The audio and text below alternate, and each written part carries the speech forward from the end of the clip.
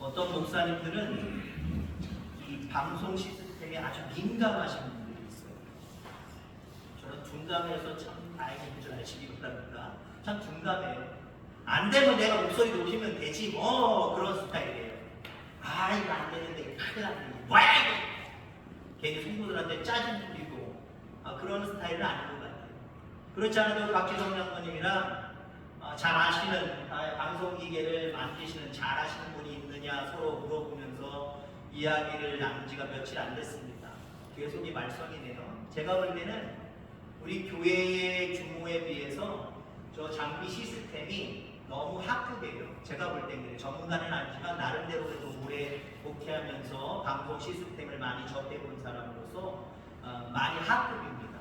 동네 마이크보다는 조금 낮고 우리가 최고급으로 바라보면 아주 밑에 쪽에 있는 시스템이기 때문에 뭐 날씨의 영향도 받고 뭐 히터에도 날씨 영향도 받고 여러 가지 다른 것에 영향을 많이 받더라고요.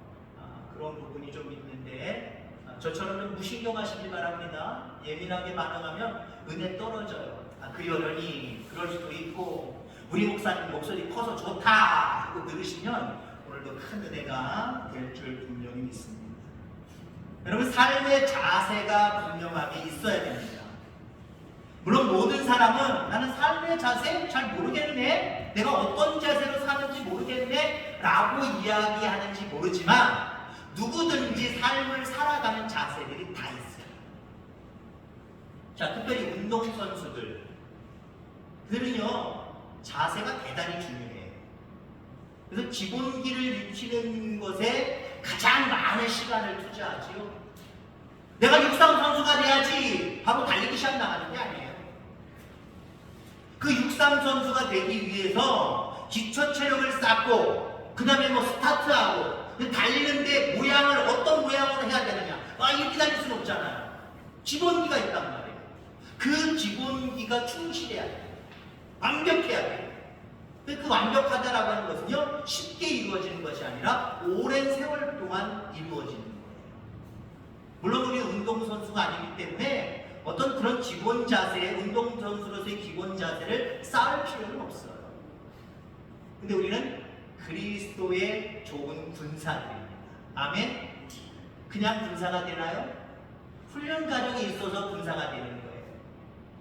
우리나라 국방력이 강한 것 중에 물론 여러 가지 요소가 많이 있습니다만은 한 사람 한 사람의 그 군인 정신이 대단하다고 합니다. 그거 어디서 나온 걸까요? 훈련에서 나온 거예요.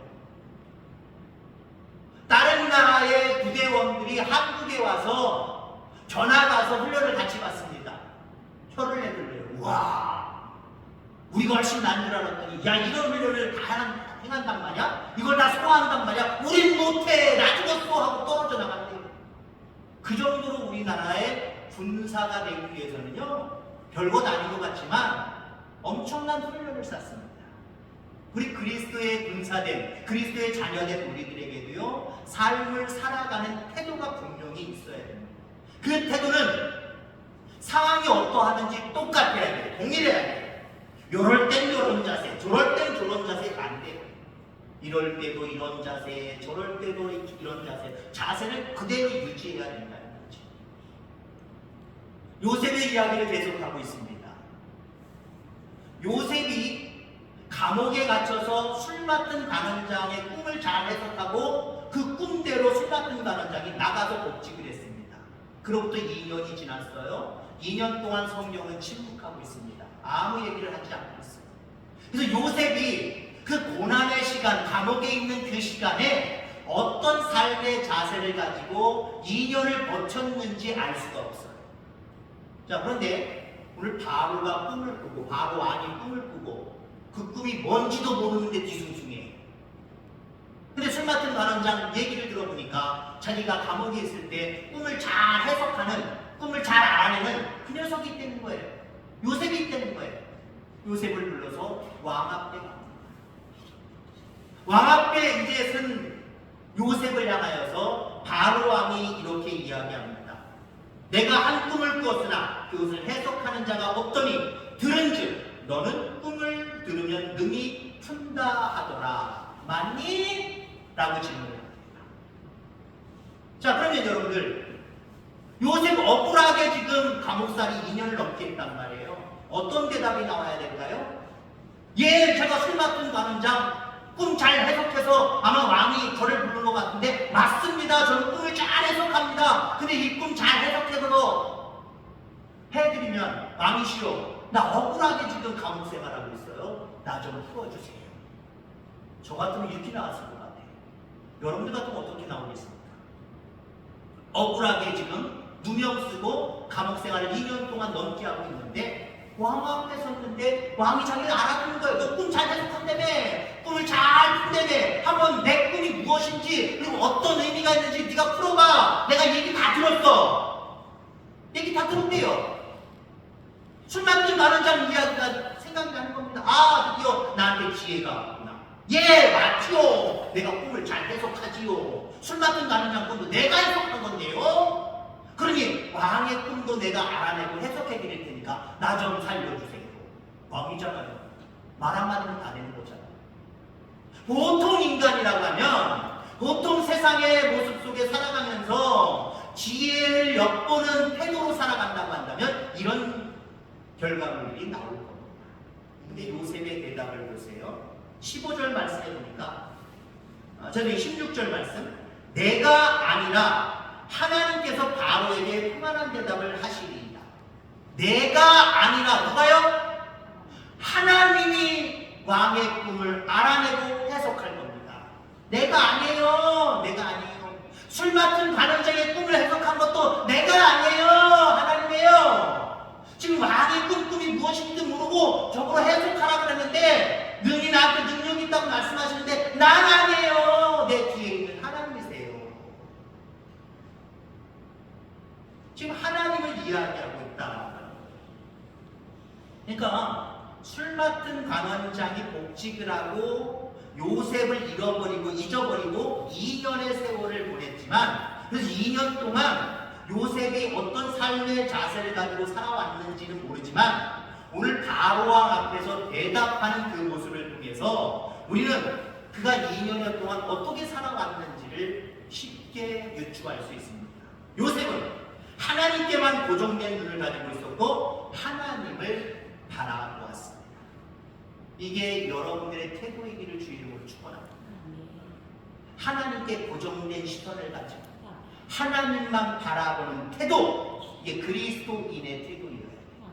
하나님을 믿는 우리들의 태도이어야 돼요.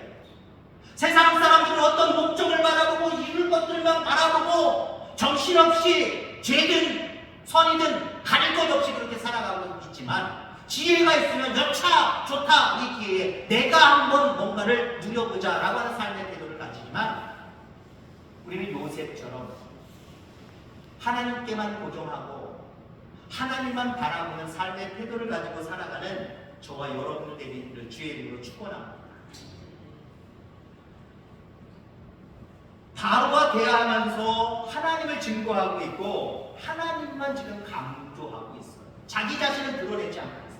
얼마나 억울한 게 있고, 당신이 나 복직할 때, 술 맡은 관원장도 얘기했잖아요. 당신이 복직할 때, 내 해석대로 복직할 때 나를 잊지 마세요 라고 얘기했단 말이에요. 당신의 능력이든지 왕의 능력으로 나한테 잘 얘기해서 나를 좀 끄집어 내달라는 거예요. 그러면 2년 동안의 시간을 거치면서 아마 요셉은 이런 훈련을 받았을 거예요. 야, 사람 의지해서는 안 되겠구나. 하나님 바라봐야지. 하나님만 의지해야지. 하나님, 내가 권력 있는 술 맡은 관원장 너무 의지했나 봐요. 하나님 내 곁에 늘 함께하게 하고 계셨는데 나 하나님만 바라볼래. 하나님만 의지할래요. 술 맡은 관원장도 요셉을 잊었겠지만 아마 요셉도 2년여 동안 언제인지는 모르지만 술 맡은 관원장을 잊어버렸을 것 같아요. 의지하지 않았을 것 같아요. 내가 사람을 너무 의지했어. 하나님만 바라볼래. 하나님만 의지하래. 그럴 때 하나님이 일을 만들어 가신 거예요. 여러분, 그렇게 오늘 본문의 말씀을 바라볼 수 있게 되기를 주의 이름으로 축원합니다. 요셉이 하는 말, 오늘 본문 이후에도 계속됩니다만은 요셉이 하는 말의 주어를 우리가 한번 생각해 봐야 됩니다. 요셉이 말하고 있는 주어는 항상 나는 나가 아니에요. 하나님이었습니다. 예를 들어 25절에 보니까 바로의 꿈이 하나라 하나님이 그가 하실 일을 바로에게 보이십니다. 28절 내가 바로에게 이르기를 하나님이 그가 하실 일을 바로에게 보이신다니 이것이다. 32절 바로에게 꿈을 2번 겹쳐 보신 것은 하나님이 이 일을 정하셨느니라. 하나님 속히 행하시니. 계속해서 하나님만을 강조하고 있죠. 여러분 우리가 삶을 살아가면서 여러분들이 다른 사람들에게 이야기하는 이야기들 속에 주어가 누구입니까?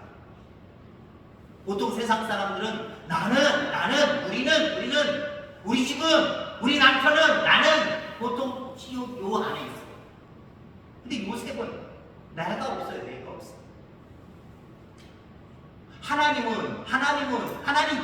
하나님은 자꾸 하나님에게 고정되어 있어요. 우리의 이야기 속에 언제나 하나님이 증거되고 강조되어지기를 주의 이름으로 축원합니다. 하나님 말씀에 하나님이 은혜 베풀어 주셔서 하나님이 도와주셔서 세상 사람들이 손가락질해도 괜찮아요. 자꾸 이런 식으로 하나님을 바라보고 하나님을 의지하고 하나님을 강조하며 살아가는 믿음의 사람들 다 되기를 주의 이름으로 축원합니다. 우리 인생 가운데도 고난은 있습니다. 고난이 있더라도 우리에게 하나님께만 고정된 눈이 있으면 얼마든지 이겨낼 수 있어요. 우리의 시선이 다른 곳으로 가니까 문제가 더 큰 문제가 되어버립니다. 베드로가 예수님만을 바라볼 땐 별 문제 없었잖아요. 오히려 파도를 밟고 지나갔잖아요. 고난을 밟고 지나갔잖아요.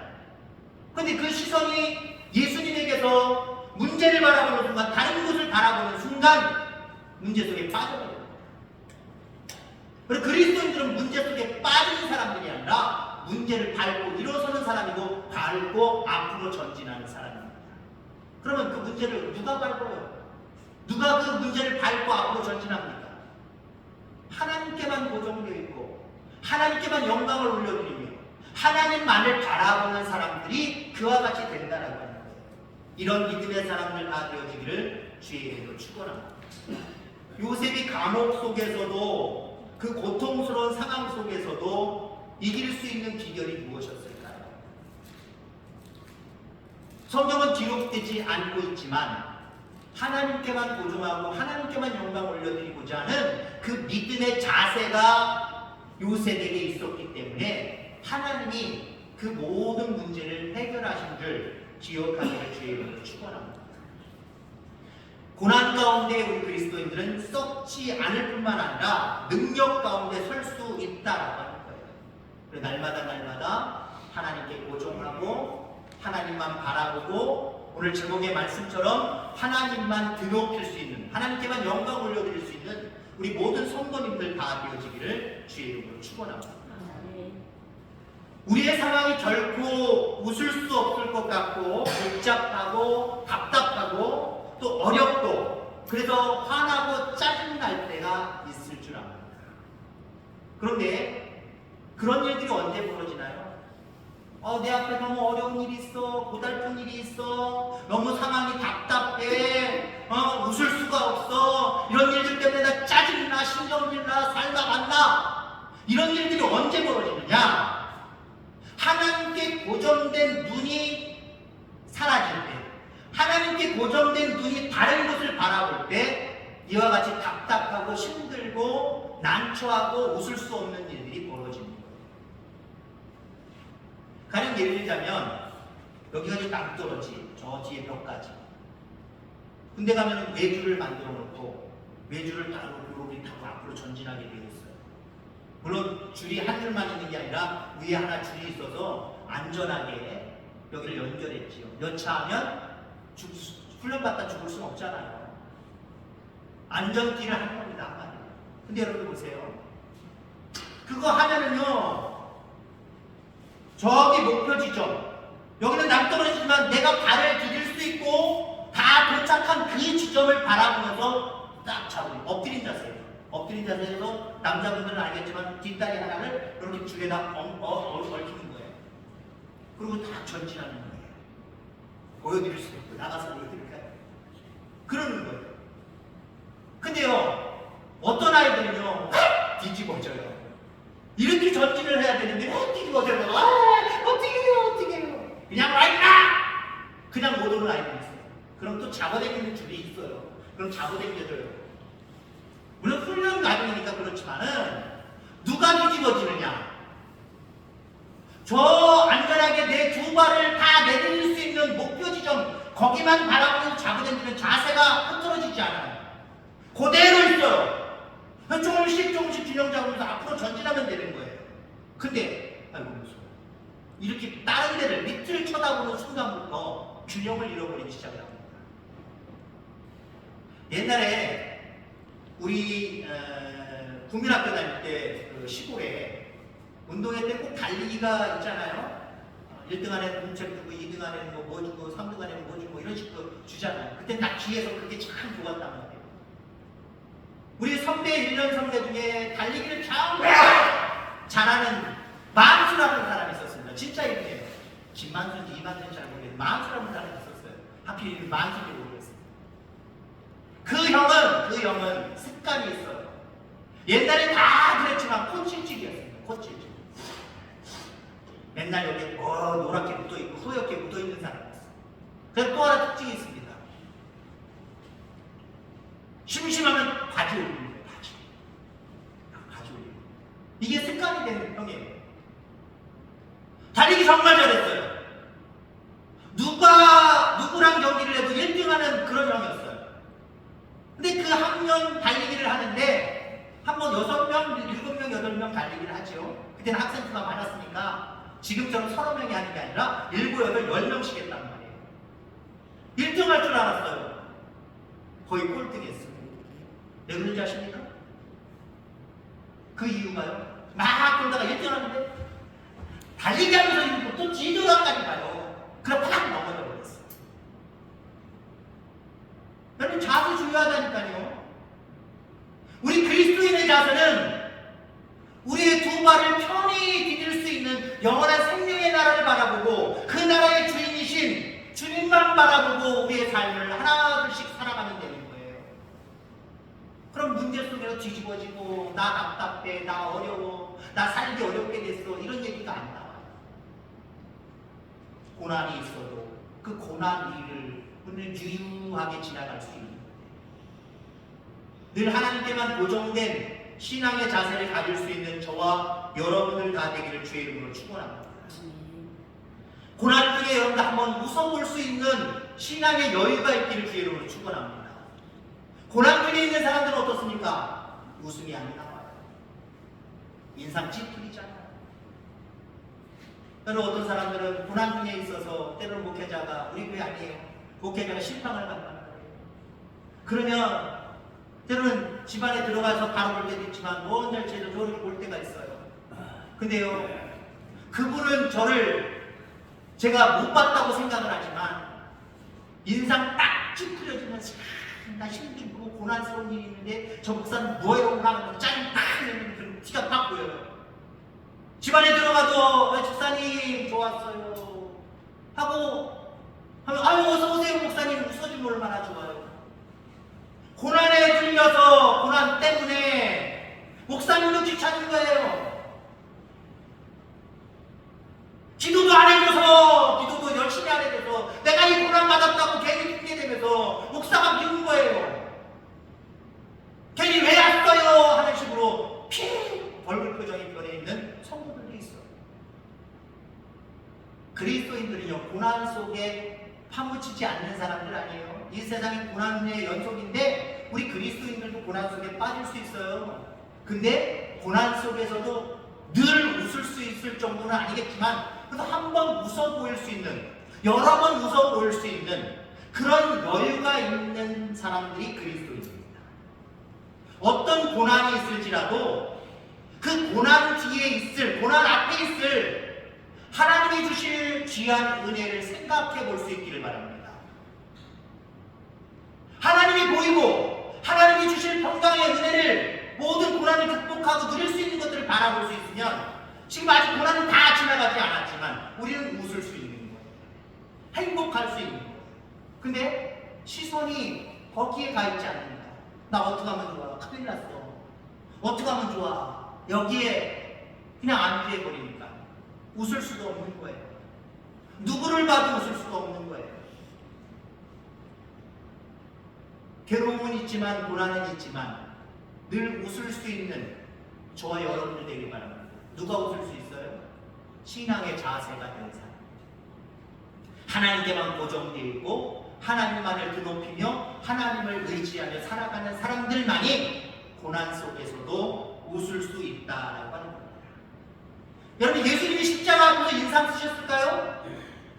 아유, 내가 저것들 때문에 이 십자가를 내가 왜 져야 돼? 내가 이 고난을 받아야 돼? 내가 이 골고다 운동을 왜 올라가야 돼? 아유, 짜증나 죽겠네. 아유, 저 인간들 볼 때마다 왜 예수님 아유, 그러면서 올라가셨을까요?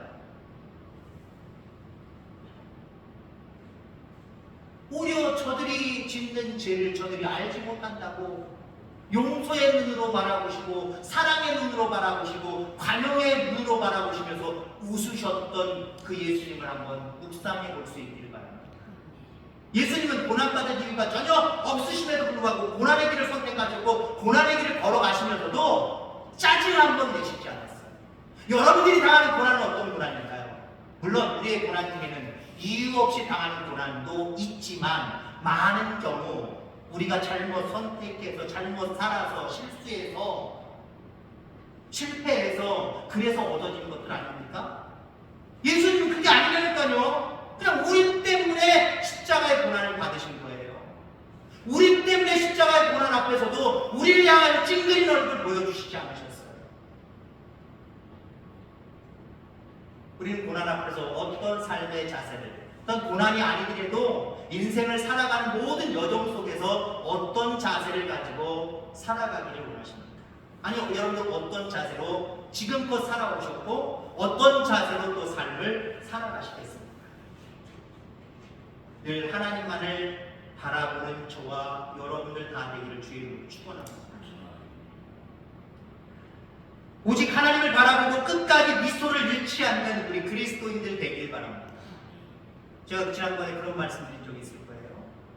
하나님 앞에 감사를, 기도를 해도 어떤 기도가 하나님 기뻐하시는 기도라고요? 가장 기뻐하시는 기도?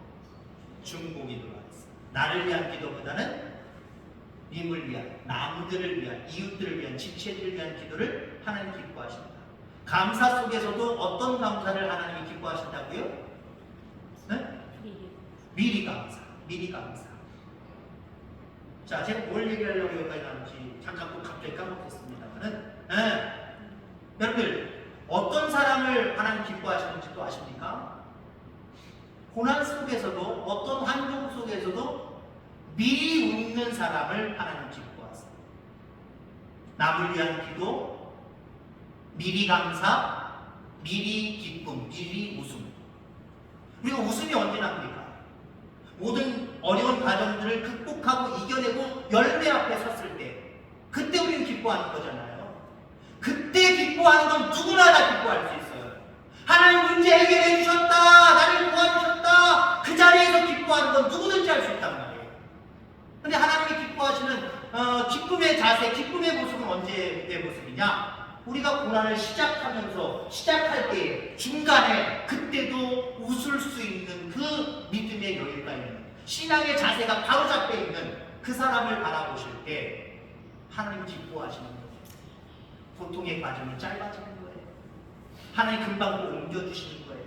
아니, 그 고통의 기간을 그대로 내버려 주시더라도 그 과정을 통과한 후에 우리는 정금과 같이 큰 믿음의 소유자가 되어버리는 거예요. 이 세상의 모든 환경은 필요 없는 환경은 없습니다. 하나님이 여러분들을 더 큰 하나님의 축복의 사람으로 만드시려고 우리에게 허락해 주신 과정입니다.